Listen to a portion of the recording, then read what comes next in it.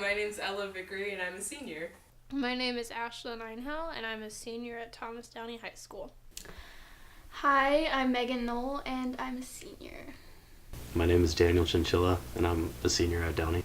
So my name is Samantha Smetshammer, and I am in the 12th grade. I'm Michaela Howie, and I'm a senior. I've lived in this room for 4 years. I've only been in this bedroom since the end of August, so right before the school started. I've lived in this bedroom for, I would say, about 8 years. I moved in when I was 10 after my dad repainted all the walls in here. Okay, so I've been in the house for 18 years, but I've been here since, 7th grade. I've lived in this bedroom for about 4 years. Well, 17 years, just about.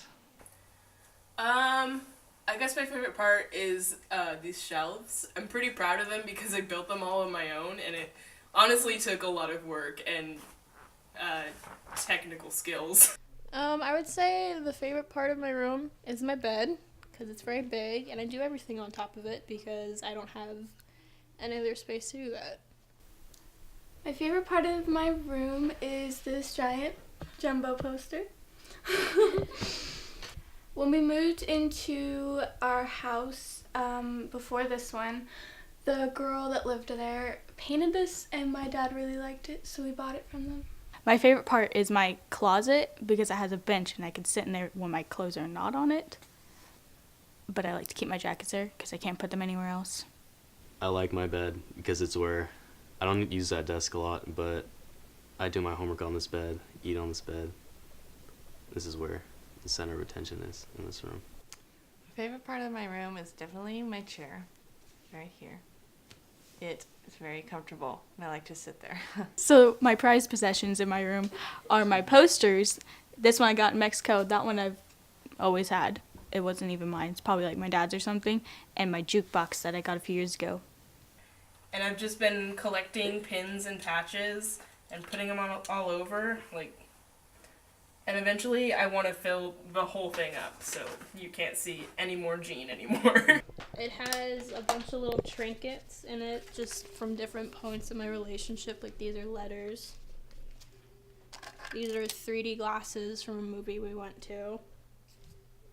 And just some stuff that I've gotten.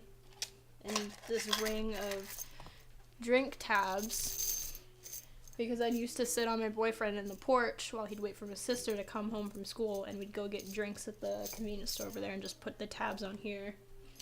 My most prized possession in my room is weird. It's probably a picture of an old man that I got from working at a thrift store. It's over there. But I really like it because it's really unique. This is my most prized possession. It's a picture that my dad drew. We had Bob Ross paint night, and we drew some scenery. Mine was pretty bad. His was pretty good, so he just gave me his, and he kept mine.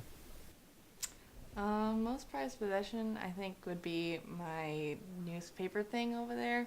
I got in there for a round of golf. I did terrible in that round, but it was cool because I was on the front of the sports page.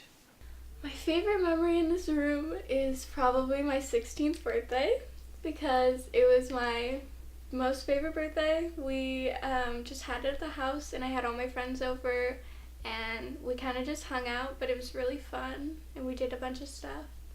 So in the first house that I can remember, the house I pretty much grew up in, from 1 to 6 years old, we had this sandbox with a metal edge that stuck up. And one time I was playing tag with my brother, and I stepped down on it and it scraped the end of my heel off. About 3 circular inches of heel. And I ran inside crying because it hurt so bad, and I just laid on my bed. And my brother somehow thought it was a good idea, it would make me feel better if he brought the piece of skin back into me. And he stuck it to the end of my bed. I used to have a different carpet in here that was blue and fuzzy. And one time, one of my brothers came in with a red soda, that was shaken up, and then he opened it and it exploded all over the carpet. So that whole carpet was stained. It was permanently stained until we got rid of it. And I was very upset at the time, but now it's really funny. A lot of things have happened in this room, like a lot. One time, Lainey was over, and I used to have a different bed, and it had like a barring right here, and she was laughing really hard, so she like flung back, and she had her head hanging down here, and then she came back over, and she hit her tooth on the bed frame, and she put a dent in my bed with her braces. My favorite memory, I don't have too many, but a lot of the times my friends, when they come over, we just goof around, beat each other up, just play games. I don't know. Those are fun memories. I think when my uncle, when I was really little, painted a mural right over there under this green paint, because my room used to be like a tan color. And he had this really cool like sun mural over there. And I think the day that we painted over it, I think was kind of a big day. And I think that was a good memory. I'll miss most about this room probably how close and cozy it is. I've always kind of liked small rooms. Like, the past 3 houses I've had, they've had really tiny rooms, and I just like it. I think I'll miss just having like a single space to myself, because in college you usually room with 1 or 2 other people. So I think even when I have my own space in there, it won't be as like solidarity as this space is, because this is like my space, but everything there is basically shared. If I move, I'll be moving into a dorm, so I'll definitely miss the space about my room the most, because I love my room. It's very spacious, but if I move into a dorm, I'll definitely miss like my creative freedom of like moving things around. No, not really. I won't miss anything about my room.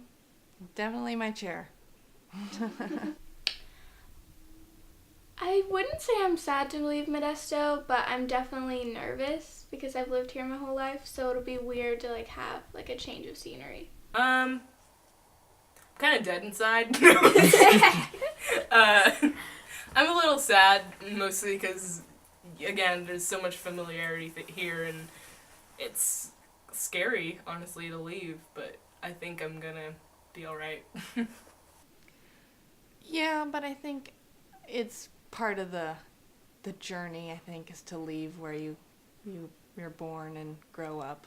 I'm a little sad and a little nervous because I'm not a very independent person as it is, and it's like, even though it's only like a few hours away, it's still pretty far. I'm definitely not sad about graduating at all. Hate everything there is about high school. I think the best thing about high school is probably those pizzas that you get in the cafeteria, like for breakfast. Those are so good. Oh my gosh, I love those. I think what I'll miss most is probably living with my parents and family. I know a lot of people are like super excited to get out of the house, but I'm still fairly dependent on my parents to do things for me, so I think that'll be the hardest part.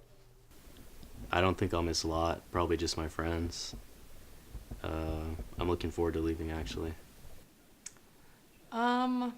Probably just all of my friends and my family that are here. I don't think my extended family doesn't live here, but yeah, I've made a lot of really good relationships with people from school and sports and stuff, and leaving them, I think, will be hard. What I'm gonna miss most about being a teenager is probably sleeping in until like 3 in the afternoon and like just past noon because you won't have to get up for a job yet. I don't want to pay taxes. I don't want to pay bills. I don't want to buy my own house and pay a mortgage.